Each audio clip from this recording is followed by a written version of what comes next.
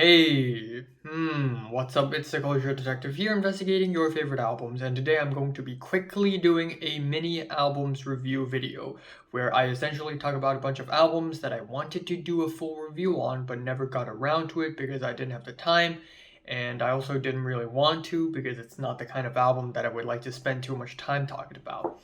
So, there are tons of albums lately that came out that I really want to talk about, but unfortunately, I now have a life, and that means I don't have that much time to dedicate to making a review for every single album I listen to. So here are albums that I've heard but don't want to talk about in full length. Starting off, we have the new Red Hot Chili Peppers album, Unlimited Love. Legendary alt-rock band Red Hot Chili Peppers is back after 6 years with a new album, Unlimited Love. And again, back in the late 90s and early 2000s, Red Hot Chili Peppers has been a huge influence and a huge figure in the alt-rock scene. But ever since the 2010s, they have kind of fallen behind. Their music starts to become blander and they just started to lose their magic, unfortunately.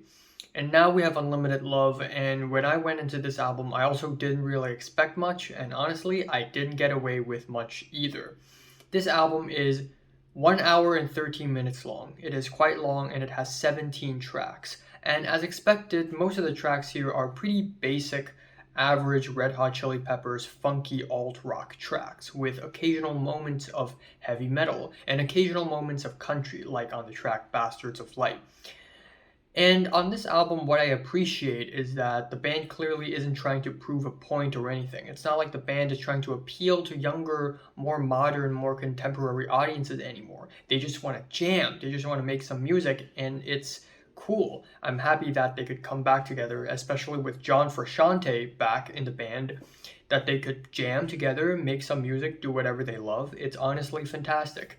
But from a musical point of view, I think this album is kind of lackluster in that a lot of the tracks here just sound really basic.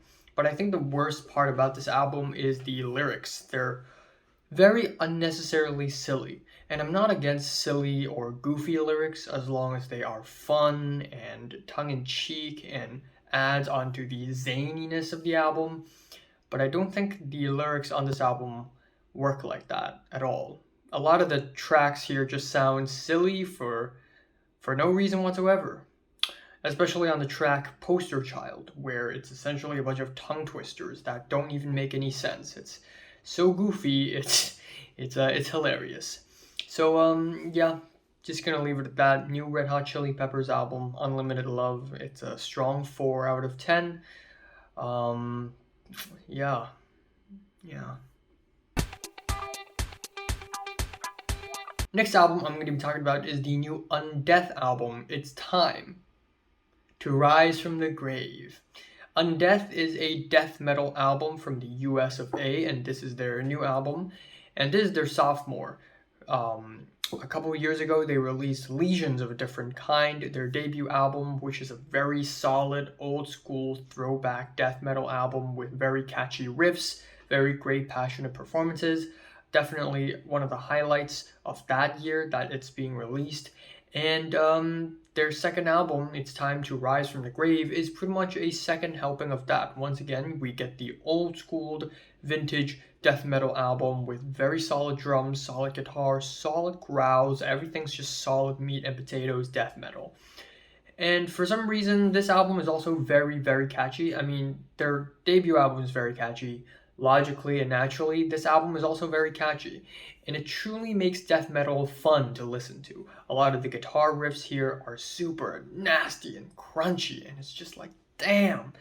And the track Head Splattered in 7 Ways is honestly one of the coolest song titles I've heard in a long, long time. It's so cool. But at the end of the day, even though this album has some really solid performances and some really catchy hooks, and not even guitar-wise, vocally, like flow-wise, like some tracks here work like a hip-hop track, where the growls are like bars, and you really hear the flow of those bars. It's really fun. But at the end of the day, this track isn't breaking any new ground or anything. It's simply throwing back to some old school death metal, and that's it. So it's not really innovative. It's not really all that interesting or anything. So 7 out of 10. Yes. Next album I'm going to be talking about is the new Schrader's Music Beat album, Nightclub Daydreaming.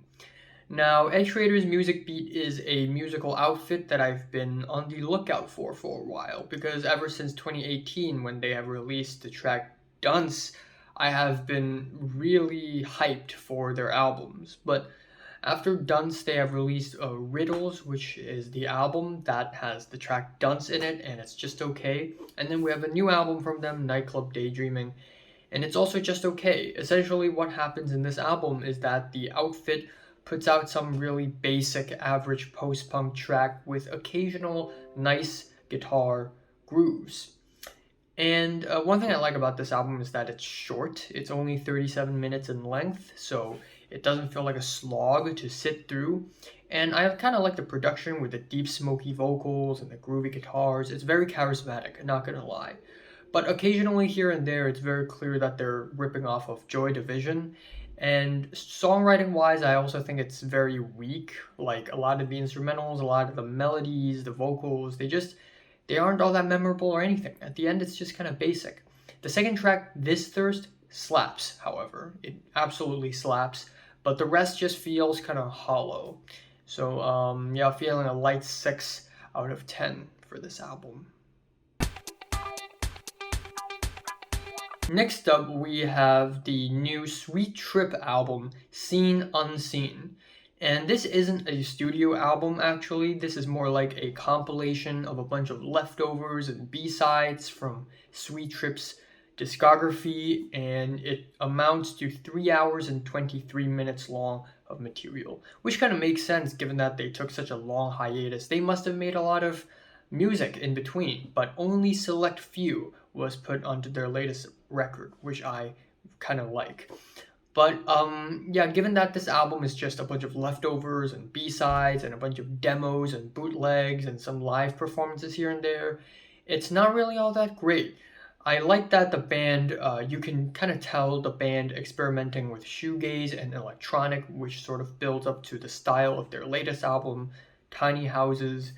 But, and truth be told, some of the tracks here sound really nice. They sound really refreshing and sweet, even though it's a B-side. But still, most of the tracks here are clearly leftovers for a reason. They feel unfinished.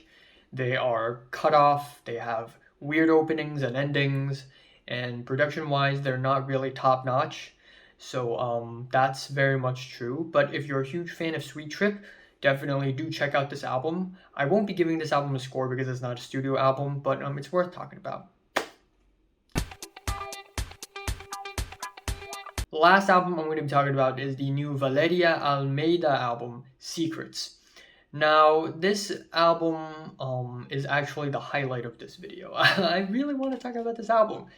This album is a weird 11-minute long Plunderphonics album that is so surreal, so detached from reality, that it is up the same lane as My Teenage Daydream Ended. And I found out about this album through Radio Music. Obviously, it was in the top 30 at some point, and now it has dropped all the way down to like number 990 something. But while it was at the top 30, I got interested. I'm like, ooh, Plunderphonics, I want to listen to it. I listened to it, and it's weird. It's only 11 minutes long. It's really short, and 90% of this album sounds awful. It just sounds unrealistically awful. So much so that you would think Valeria Almeida purposefully made it awful. But again, it's like My Teenage Daydream Ended. It's so bad you'd think maybe she's trolling. The album opener is kind of echoey and nice at first until it randomly, gradually fades into some nimble keyboards at the end, and only for 20 seconds, and then it's completely gone. And some of the tracks here are just really terrible. off-key, echoey yelling and blabbering. It's honestly really weird and trippy, and the track Feelings will make you question the existence of your life. It is truly surreal. Some of the beats on this album also sound so novel and trite, it's actually funny, like the track Vem Tranquila, which sounds like a soundtrack off of Killer Bean. So yeah, this is this is so weird. This is definitely one of the weirdest albums I've ever come across. Yeah, it sounds bad, and logically I would give this a 2 out of 10, and maybe I would give this a 2 out of 10. But because it's really weird and it has me talking about it like this, I'm gonna bump the score up to a 4 out of 10 maybe. But who knows? Maybe this album will end up in my worst albums of the year list. But for the time being, I'll just give it a 4-ish. 2 or 4. It's either a 2 or a 4, not a 3. Because usually 3 out of 10s are for albums that bore me to death, usually, or are just albums that are just failed experimentation. 2 is just atrocious. 4 is atrocious, but with a twist. Or just lackluster. I don't know. So, have you listened to these albums for Rented? Did you rate them, like them, and subscribe if you want more? And thanks for watching.